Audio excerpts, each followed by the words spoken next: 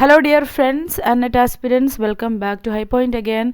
In this video, we are going to learn about William Wycherley's The Gentleman Dancing Master, which was staged in the year 1672. Okay.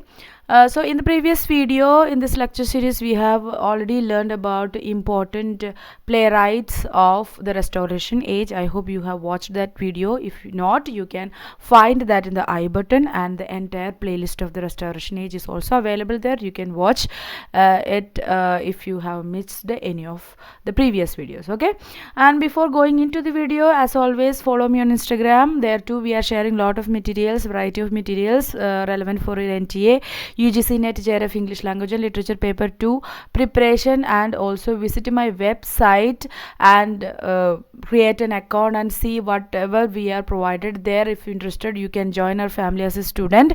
There we have shared 900 plus audio lectures and 300 plus downloadable PDF materials which are needed for your NTA, UGC NET JRF English Language and Literature Paper 2. Everything and anything relevant in this exam is available there. See what we have provided there. If you are interested, have the entire material with 15% of off going on in the fee structure, and also have the free bonuses of personalized study guidelines and weekly test going on in every Saturdays. If you want to know about the free bonuses and the study materials, you can use this number to reach out to me, or use the Instagram platform to reach out to me. Okay, and also if you are a first time listener, subscribe to the channel and press the bell icon while you subscribe, so that you get a notification whenever we upload something in here. Okay, moving on, let's have an introduction about the play The Gentleman Dancing Master. This is a fascinated title, Gentleman Dancing Master, and that is the title character as well. As you all know, Wycherley writes comedy of manners, and about Wycherley we have done in the previous video. I'm not going to tell much about Wycherley in this video because we have already done that. Let's have an introduction about the play. It is Wycherley's second play. It was first produced in 1672 and published in 1673. It's a drama, of course, comedy of manners. The type of plot is satiric comedy. We can also categorize this play as satiric comedy. Time of work is 17th century. That means the Restoration Age. Locale that we can find in this play is London. So the actions of the play are happening in London city. Now let's see about the characteristics of comedy of manners we have done in the introductory video of the Restoration Age. You can refer to that video, which is the first video in the playlist. Okay, because I'm not going to say that much about comedy of manners specifically in this video, because this is going to be a very short video. I don't find this drama as a very relevant, so relevant play, but anyway we cannot skip it, so we will go through the summary quickly. Okay, I'm not going to have a detailed summary of this play. The plot is fairly simple. We have a very simple plot in here. 14-year-old Hippolyta, so this is the lady character, I mean the heroine of the play, Hippolyta, has been raised under the close supervision of her aunt, Mrs. Caution. See, in comedy of manners you will find curious names for the characters. The name will be a type name. The characters will be type characters. What is meant by that? You know, by hearing the name of the character itself, you will find the characteristic of that character, the features, and you can assume what type of character is that character. So Mrs. Caution, see, she is very strict. From the name itself you can see how strict she is. She supervised strictly. She had a very close supervision over Hippolyta. She was 14 years old while her father spent his time in Spain. See, Hippolyta's father was in Spain. During that time, she spent her time with her aunt, Mrs. Caution, going so far as to adapt Spanish mannerisms, phrases, and the name Don Diego. So her father adopted a Spanish name, Don Diego, and he was so so obsessed with anything that comes under Spanish. Okay, Spanish mannerisms, phrases, dance, everything. He had a likeness towards. He had a obsession towards anything that is Spanish. Okay. Her cousin is similarly attracted to France and now wears French fashions and calls himself Monsieur de Paris.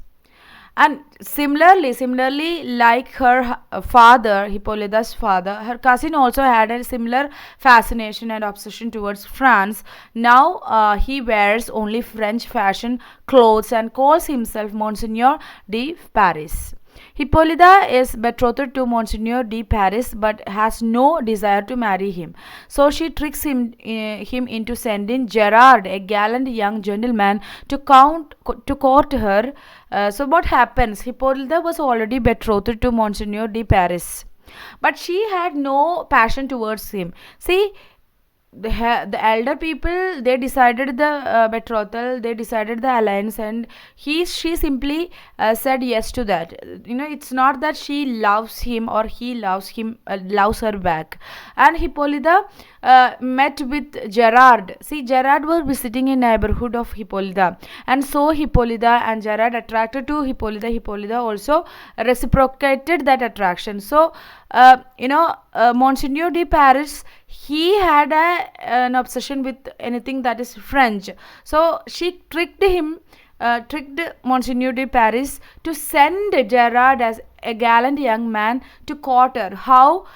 In the form of a dancing master, French dancing master, that she wished to she showed that she wanted to study some French moves, French dance moves. So Gerard appeared in the house as a gentleman dancing master who will teach Hippolyta some French dance moves, so that they can spend time together in her own house by tricking her own fiancé and all. When they are discovered together by her father, Gerard must pretend to be her dancing master. So that's the plan. When her father discovered them together, what happened? She said that Gerard is her dancing master, that he is there in the house to teach her some dancing moves. This is a problem since he is not actually a dance. He is not a dancing master. He doesn't know how to dance and all. So this is a problem. So there are many farcical situations arises because of this, and they are just assuming they are dancing. They are showing some mocking steps to the people who are there, in order to make them believe that they are actually learning dance and all. Farce ensues with much poking fun at the character and clothing of the French, the Spanish, and the Englishmen who ape the manners and fashions of either, while Hippolyta and Gerard have to constantly evade their father's request to demonstrate their dance skills. So father was obsessed with anything that is Spanish, while fiancé was obsessed with French things. So they need to show this English men through their mannerism, through their things, that they are actually learning something dance, something some dance moves. So they were constantly asked by her father that they should show the people what they are learning, but they need to evade constantly her father's request to demonstrate their dance skills that they so far learned.